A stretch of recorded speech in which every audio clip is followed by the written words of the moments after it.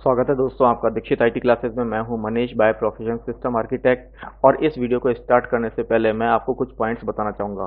मेरी हर वीडियो में कम से कम एक ओपनिंग के बारे में इंफॉर्मेशन मिलेगी और आप वहां अप्लाई कर सकते हैं जाकर के, और अकॉर्डिंग टू योर इंटरव्यू, जो सा इंटरव्यू आपका होता है, आपको जॉब भी मिल सकती है, राइट। तो अंत तक बने रहिए इस वीडियो के, ताकि आपको जॉब की इंफॉर्मेशन मिल सके और आप उसको मिस ना कर सकें। दूसरा पॉइंट, मैं आपको समय समय पे टॉप आईटी ट्रेंड्स के बारे में बताता रहूँगा हर एक वीडियो में। कभी कभी आपको उस पर ज़्यादा इंफॉर्मेशन भी मिल सकती है। तीसरा पॉइंट, पढ़ाई करते करते आप वर्क फ्रॉम होम जैसी जॉब भी पा सकते हैं, तो वो भी मैं समय समय पे आपको अपडेट करता रहूँगा, राइट। मैं इस चैनल पे आपको बहुत सारे टॉपिक्स के बारे में कंफर्म करूँगा, जैसे कि system administration, network administration, cloud solution, antivirus management, system network monitoring tool, backup tool, security tool, firewall management, patch management, DevOps tool, image management, virtualisation, image cloning tool और हेल्प डेस्क टूल। तो इन सब information के लिए आप मेरे channel पे बने रहिए और वीडियो को लास्ट तक देखते रहिए, और also share, like and subscribe my channel. तो चलिए अपन स्टार्ट करते हैं आज की वीडियो। आज की वीडियो में जो हम टॉपिक कवर करने जा रहे हैं उसमें बेसिक कॉन्फ़िगरेशन आएगी सिमेंटेक एंडपॉइंट प्रोटेक्शन सर्वर की। तो चलिए स्टार्ट करते हैं basic configuration Symantec endpoint protection में।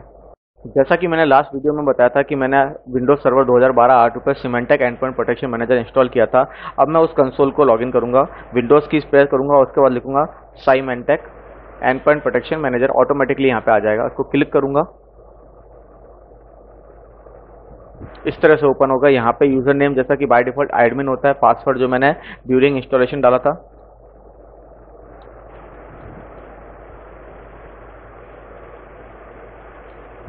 बाय डिफॉल्ट जो सिमेंटेक एंडपॉइंट प्रोटेक्शन मैनेजर होता है वो आपके 8443 पोर्ट पे लॉगिन हो करता है, कनेक्शन बना होता है इसका। अब इस तरह से आपका सिमेंटेक का एंडपॉइंट प्रोटेक्शन मैनेजर का कंसोल ओपन होगा। ये आप इसका डैशबोर्ड देख सकते हैं, जहाँ पे लाइसेंस स्टेटस दिखा रहा है, trial licence expire in 60 days.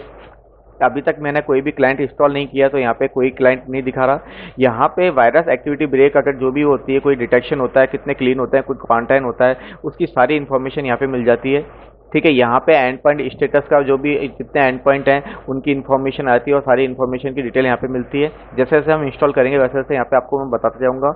उसके बाद अगर आप जैसे देखेंगे यहाँ पे, तो यहाँ की जो डेफिनेशन है, विंडोज डेफिनेशन, जो वायरस डेफिनेशन है बेसिकली, वो लेटेस्ट फ्रॉम सिमेंटेक, जो सिमेंटेक क्लाउड है उधर की आप कौन सी अपडेट है, 5621R4 रिवीजन 4, और हमारे यहाँ पे कौन सी इंस्टॉल है, द सेम वर्जन। तो इस तरह से मैं बोल सकता हूँ कि मेरा जो सिमेंटेक एंडपॉइंट प्रोटेक्शन मैनेजर है उस पर जो वायरस डेफिनेशन है वो अप टू डेट है। अब मैं कुछ बेसिक कॉन्फ़िगरेशन में जाता हूँ। जैसे सबसे पहले मैं एडमिन सेक्शन में जाऊँगा। एडमिन सेक्शन में यहाँ पे बाय डिफॉल्ट एडमिनिस्ट्रेटर्स है। एडमिनिस्ट्रेशन में अपना बाय डिफॉल्ट ये डिफॉल्ट एडमिन भी है, इसको मैं अब यहाँ से रीनेम भी कर सकता हूँ। जैसे मैंने रीनेम दिस एडमिनिस्ट्रेटर किया और मैंने डाल दिया नाम मनीष। तो यहाँ पे बाय डिफॉल्ट अब जो एडमिनिस्ट्रेटर हो गया वो कौन हो गया, मनीष। यहाँ पे उसकी सारी इन्फॉर्मेशन आ गई जो भी थी, ईमेल जो भी मैंने दिया था, number of incorrect login attempt, ये सब क्या है, सारी इन्फॉर्मेशन है। जिससे मैंने जिस आईपी से इसको मैंने लॉगिन किया उसका आईपी क्या है, लास्ट लॉगिन टाइम क्या है, लास्ट लॉगआउट टाइम क्या है। इस तरह से सारी की सारी इन्फॉर्मेशन यहाँ पे आप उसकी देख सकते हैं। अगर मेरे को नया एडमिनिस्ट्रेटर ऐड करना है तो मैं ऐड एन एडमिनिस्ट्रेटर पे जाऊंगा और कुछ भी बना सकता हूँ। यूजर, सपोज करो मैंने एक यूजर बनाया मन नाम का, फुल नेम दे दिया, राइट। यहाँ पे ये देखिए ऑप्शन है log the account after the specified number of unsuccessful login attempt, मतलब 5 अगर अनसक्सेसफुल लॉगिन अटेम्प्ट कर दिए तो वो उस अकाउंट, उस पर्टिकुलर यूजर नेम का अकाउंट जो है वो लॉक हो जाएगा। तो यहाँ पे मैंने बाय डिफॉल्ट 5 रख रखे हैं। अब ये बोल रहा है log the account for the specified number of minutes, कितने मिनट के लिए वो स्पेसिफाइड नंबर ऑफ मिनट्स के लिए अकाउंट लॉक रहना चाहिए, वो मैं यहाँ पे डिफाइन कर सकता हूँ। तो मैंने उसको यहाँ पे 20 कर दिया। अगर ये अकाउंट लॉक होता है तो आप अलर्ट भी भेज सकते हो, send an email alert to administrator when the account is lock. तो यहाँ पे आप ये जो आपका टिक मार्क लगा सकते हैं। अब उसको किस तरह की परमिशन देनी है, तो उसके लिए मैं एक्सेस राइट पे जाऊंगा। यहाँ पे देखिए ये सारी इन्फॉर्मेशन है। बाय डिफॉल्ट सिस्टम एडमिनिस्ट्रेटर तो जो मैंने आपको बताया था वो होता है, तो उसको तो आप यूजर को परमिशन दोगे नहीं। अब आप कुछ पर्टिकुलर राइट्स दे सकते हो एडमिनिस्ट्रेटर में जाके, साइट राइट्स के हिसाब से कि कौन कौन सी साइट के हिसाब से क्या कर सकता है। अभी मैंने साइट्स का कुछ भी आपको बताया नहीं है, तो आप इसको आप खाली छोड़ सकते हैं। उसके बाद आता है लिमिटेड एडमिनिस्ट्रेटर कि हम उसको किस तरह के राइट्स बनाते हैं। जैसे व्यू रिपोर्ट में कर दिया, रिपोर्टिंग राइट कैसे होने चाहिए उससे रिलेटेड, ठीक है। मैनेज ग्रुप में ग्रुप राइट होने चाहिए, किस हिसाब से वो करना चाहिए। रिमोट जो कमांड्स हैं उनको कंप्यूटर पे रन कर सकता है रिमोटली, इंस्टॉलेशन पैकेज बना सकता है। तो मैं अभी क्या करता हूँ, केवल ग्रुप को मैनेज करने का बोलता हूँ, व्यू रिपोर्ट बोलता हूँ और मैनेज इंस्टॉलेशन पैकेज पे टिक कर देता हूँ, जो पैकेज राइट है, और फुल एक्सेस उसको टिक मार्क करके दे देता हूँ, ताकि अगली वीडियो में जो मैं बनाऊंगा तो इस यूजर से लॉगिन करके बनाऊंगा और केवल पैकेज को कनेक्ट करूंगा, राइट। पॉलिसीज भी मैंने इसमें टिक मार्क कर दी कि पॉलिसीज वो बना सकता है, तो सारी पॉलिसीज मैंने चेक मार्क कर ली, जैसे वायरस स्पाइवर प्रोटेक्शन की, फायरवॉल की, intrusion prevention, application device control की, एक एक करके हम इन सब के बारे में डिटेल में पढ़ेंगे। अभी मैंने सारे के सारे पॉलिसी राइट्स इसको दे दिए हैं। अब मैं ऑथेंटिकेशन में जाता हूँ। ऑथेंटिकेशन में क्या होता है, बेसिकली दो तरह के यूजर होते हैं। एक तो लोकल यूजर जो इस पर्टिकुलर मैनेजर सर्वर में बना हुआ है, और एक यूजर वो होता है जो आपके एक्टिव डायरेक्टरी में बना होता है, जो डोमेन सर्विस होती है, ADDS, जो विंडोज के साथ इंटीग्रेटेड होती है।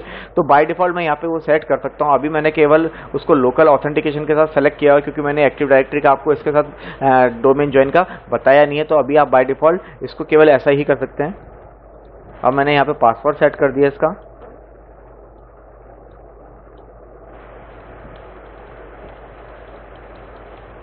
ऑलराइट, अब डायरेक्टरी ऑथेंटिकेशन में अगर मैं चूज करता हूं तो मैं आपको एक बता देता हूं बेसिकली कि यहाँ पे ऑप्शंस अवेलेबल होता है। जैसे डायरेक्टरी सर्वर्स पे मैं क्लिक करूंगा तो यहाँ पे आप डायरेक्टरी सर्वर को ऐड कर सकते हो इधर इस तरह से कि एक्टिव डायरेक्टरी यूज करते हो या LDAP यूज करते हो। एक्टिव डायरेक्टरी यूज करते हो तो उसका नाम, उस सर्वर का नाम और IP दोनों में से कुछ भी, किस यूजर से वो ऑथेंटिकेट होता है, बाय डिफॉल्ट उसके पास परमिशन होनी चाहिए उस यूजर को, और पासवर्ड, और देन ओके। तो ये हम नेक्स्ट सेशन में डिस्कस करेंगे। इसको अभी आप कैंसिल कर दीजिए और फर्स्ट पे टिक मार्क कर दीजिए, और जब ये हो जाए तो आप इसको ओके कर सकते हो। तो इस तरह से देख सकते हो आप कि मैंने यहाँ पे जो यूजर क्रिएट किया था वो यहाँ पे बन गया है, लिमिटेड एडमिनिस्ट्रेटर के नाम है, उसको परमिशन और मन नाम से वो यूजर बन चुका है, राइट। नेक्स्ट वीडियोस में इसको हम परमिशन देंगे, पॉलिसी बनाएंगे इसी यूजर के थ्रू, राइट। तो इस तरह से एडमिनिस्ट्रेटर वाला सेक्शन आपका वर्क करता है। अब मैं लाइसेंसेस पे जाऊंगा तो यहाँ पे आप देखिए, तो बाय डिफॉल्ट क्या होता है, ये आपका 60 डेज का ट्रायल लाइसेंस.com आपको प्रोवाइड करा रही है, राइट। इसमें आप देख सकते हैं सारी इन्फॉर्मेशन, और अगर आपको एक्टिवेट करना है लाइसेंस, आप किसी कंपनी में, एनवायरनमेंट में आप काम करोगे तो यहाँ पे जाकर के आप उसको चूज करोगे एक्टिवेट लाइसेंस। दो तरह से ऑप्शन होता है, या तो आपके पास कोई सीरियल नंबर आएगा कंपनी ब्रॉडकॉम की तरफ से, या फिर पर्टिकुलर फाइल आएगी। अगर फाइल आती है तो आप इस पे टिक मार्क करके नेक्स्ट प्रोवाइड करोगे और उसकी लाइसेंस फाइल को ऐड कराओगे। अदर ऐसा नहीं होता, और लाइसेंस सीरियल नंबर आता है आपका, तो सीरियल नंबर पे टिक करके नेक्स्ट करोगे। यहाँ पे आपको सीरियल नंबर दे देना पड़ेंगे, अगर मल्टीपल सीरियल नंबर है तो वो आप ऐड करा सकते हो, और उसका देन सबमिट। इसके लिए आपको इंटरनेट से कनेक्ट होने की जरूरत है कि इस सर्वर पे इंटरनेट तक जाने के राइट्स होने चाहिए। तो इस तरह से आप अपने लाइसेंस को एक्टिवेट भी कर सकते हो। तीसरे पॉइंट में मैं बताऊंगा कि आपको ये सर्वर्स वाला जो टैब है, यहाँ पे आप जाएंगे तो यहाँ पे क्या होता है, बाय डिफॉल्ट जो आपका लोकल सर्वर है उसकी एंट्री होती है, और जो मैनेजमेंट सर्वर है उसकी एंट्री, और जो लोकल साइट है आपकी, ठीक है, जिस साइट पे ये बना हुआ है। क्योंकि बाय डिफॉल्ट मेरे पास अभी एक ही साइट, मैंने आपको बताई, साइट मतलब लोकेशन पर्टिकुलर, जैसे मैंने इंडिया लोकेशन की बात कर रहा हूँ तो मेरी एक ही साइट है अभी। फिर हम धीरे धीरे इसमें मल्टीपल साइट्स ऐड करेंगे और उसके थ्रू एग्जाम्पल उसको लेंगे, राइट। तो अभी मैंने एक ही साइट है तो मैंने लोकल साइट पे क्लिक करूंगा, माई साइट जो भी है, इसकी प्रॉपर्टीज पे जाऊंगा, एडिट साइट प्रॉपर्टीज।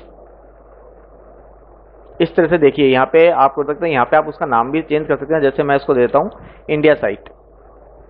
ऑलराइट, ये कंसोल टाइम आउट है कि कंसोल अगर आपने कुछ भी काम नहीं किया तो कितनी देर तक ये एक्टिव रहेगा, 1 घंटे। मैंने इसको केवल 20 मिनट कर देता हूँ कि 20 मिनट तक अगर आपने वर्क नहीं किया तो कंसोल का टाइम आउट हो जाएगा। 20 की जगह या फिर 30 मिनट भी आप कर सकते हैं।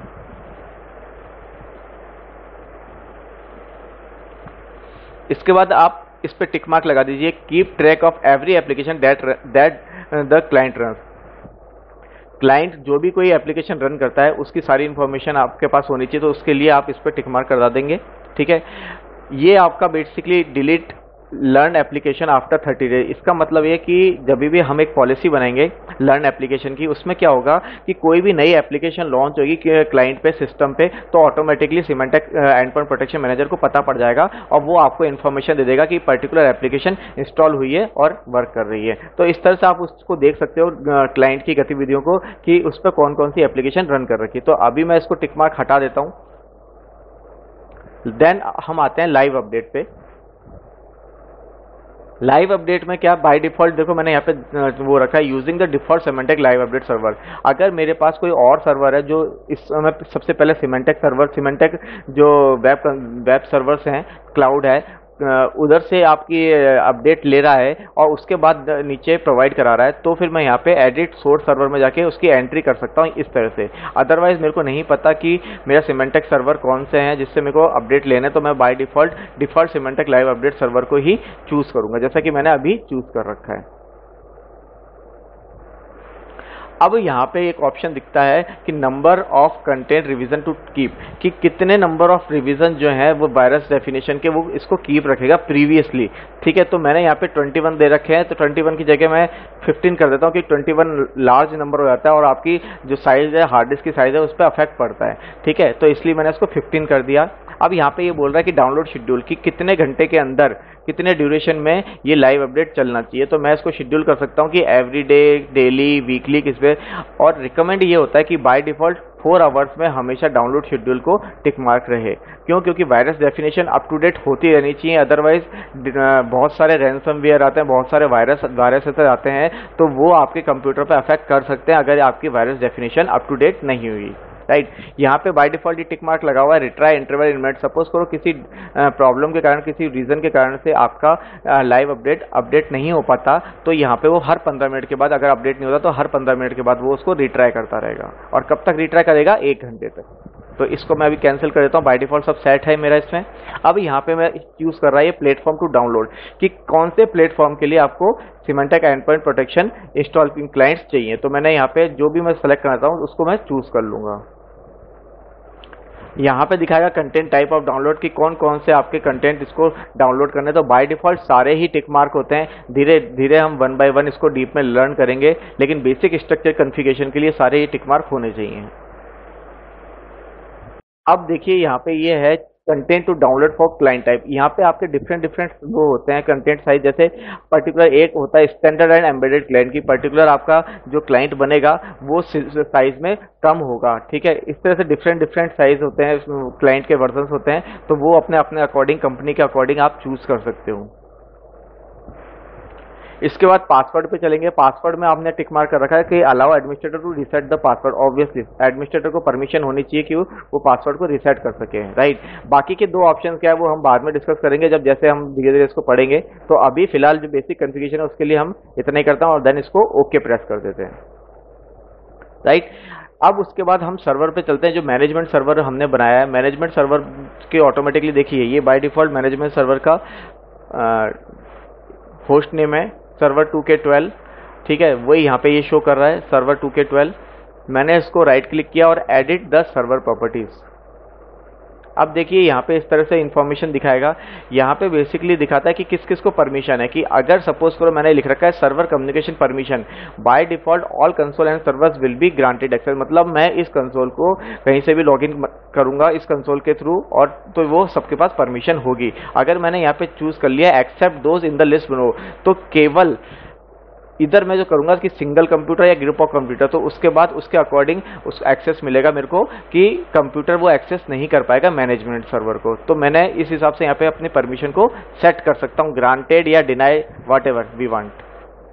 राइट, इसके बाद ईमेल सर्वर। यहाँ पे आपके ईमेल सर्वर की एंट्री होती है। जो भी आपके कंपनी में ईमेल सर्वर है उसके एंट्री यहाँ पे होगी, उसके अकॉर्डिंग मेल भेज के ये आप ईमेल एडमिनिस्ट्रेटर जो होते हैं, ठीक है, उनके थ्रू आप इसको कॉन्फ़िगर करवा सकते हैं और चेक कर सकते हैं कि हाँ मेल प्रॉपर आपके पास आ रही है नहीं आ रही है।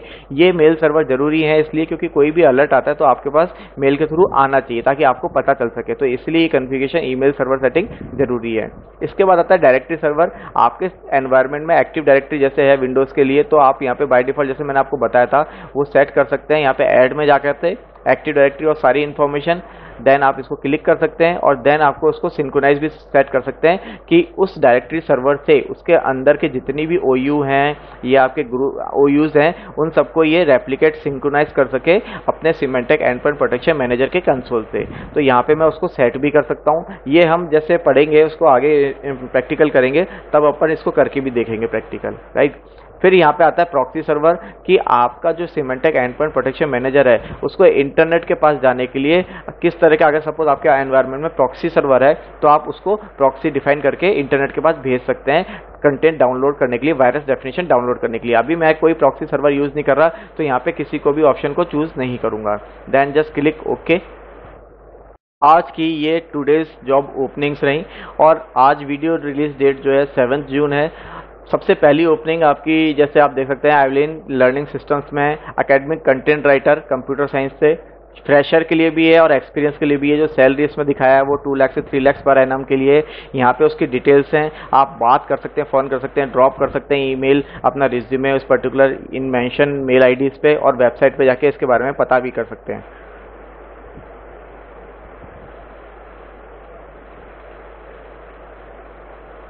दूसरी जॉब ओपनिंग के बारे में बात करता हूं तो उसमें ये है क्रिएटिव हैंड्स एचआर कंसल्टेंसी, जिसमें कि सिस्टम एडमिन और नेटवर्क इंजीनियर हार्डवेयर से रिलेटेड की वो भी है इन्फॉर्मेशन। और इसमें बीसीए वाले, बीकॉम वाले सभी जो 2020 पास आउट हैं वो भी अप्लाई कर सकते हैं। उसकी इन्फॉर्मेशन भी यहाँ पे ईमेल एड्रेस पे दी हुई है, और आपकी इसकी वेबसाइट पर जब जाएंगे तो वेबसाइट पर भी जाकर के भी इसमें सर्च कर सकते हैं। आप नेट पर जाकर के जैसे ही आप सर्च मारेंगे इस पर्टिकुलर इन क्रिएटिव हैंड्स के लिए, तो वहाँ पे आपका शो कर देगा इसकी वेबसाइट, और वहाँ पे जाकर के आप इसको चेक कर सकते हैं। तो इस तरह से ये बेसिक सेटिंग थी। उसके बाद एक लोकल होस्ट जो आपका डेटाबेस आपने बनाया था, एम्बेडेड डेटाबेस, उसकी प्रॉपर्टीज भी हम देख लेते हैं एक बार। उस पर राइट क्लिक करेंगे और एडिट डेटाबेस प्रॉपर्टीज पे जाएंगे। यहाँ पे ये बाय डिफॉल्ट सेटिंग्स जो है यहाँ पे आपका शो करेगा डेटाबेस मेंटेनेंस एक्टिविटीज। जो डीबी एडमिनिस्ट्रेटर होते हैं बेसिकली वो इस चीज़ को टेक केयर करते हैं। तो डेटाबेस मेंटेनेंस एक्टिविटीज में आप डेटाबेस को ट्रांजेक्शन जो लॉग्स होती हैं वो कितने घंटे में ट्रंकेट होनी चाहिए, तो एवरी 4 आवर्स दे रखा है। जो इंडेक्सेस हैं वो कब रीबिल्ड होने चाहिए, जो भी मैं डिफाइन करूंगा उसके अकॉर्डिंग टास्क यहाँ पे होगा। उसके बाद लॉग सेटिंग में जाके देख सकते हो आपकी बाय डिफॉल्ट मैनेजमेंट सर्वर जो लॉग सेटिंग है, सिस्टम एडमिनिस्ट्रेटिव लॉग लिमिट कितनी रहनी चाहिए, 10,000, ठीक है। एक्सपायर आफ्टर 16 डेज, 60 दिन का अपन रिटेंशन रखते हैं। तो इस तरह के ये लॉग्स की सारी सेटिंग्स हैं, 1 बाय 1 हम उसको चेक कर सकते हैं। बैकअप के लिए बैकअप सेटिंग में जाऊंगा तो बैकअप सेटिंग में बैकअप सर्वर का नाम होता है, और यहाँ पे कितने नंबर ऑफ बैकअप उस पर्टिकुलर डायरेक्टरी में या पर्टिकुलर लोकेशन पे सेव रहने चाहिए, तो यहाँ पे हम उसको भी सेट कर सकते हैं। और बैकअप कब स्टार्ट होना चाहिए, वीकली बेसिस पे, डेली बेसिस पे, तो उसकी इंफॉर्मेशन यहाँ पे सारी होती है। तो नेक्स्ट वीडियो में और ज़्यादा सेटिंग्स के बारे में बात करेंगे। आज की वीडियो में दोस्तों इतना ही।